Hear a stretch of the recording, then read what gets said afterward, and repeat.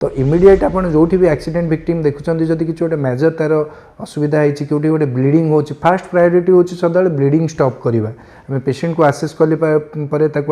टे ना गाँ पचारिक से जब कहीपर आवेक अच्छी देन तार जो जगह ब्लीडिंग हो मेनली से आमको कंप्रेशन बैंडेज किसी गोटे बांधिकी ब्लीडिंग टाक स्टॉप कराया पड़े आउ जदि किसी गोड़ हाथ भांगी से गोटे टेढ़ामेढ़ा पोजिशन में थाए तो सहीटा को आमको टे अलाइनमेंट रखिकी किसी भी जदि आम स्ट्रेट ऑब्जेक्ट अच्छी कार्डबोर्ड अच्छी कौटी गोटे रड अच्छी काठपटा अच्छी से आमको से इमोबिलाइज करने बांधि देवा पड़ो एनी जहाँ भी आम आखपाखे जिनस अच्छी गामुछा हो कि किसी गोटे कपड़ा हो से रैप करने पड़ो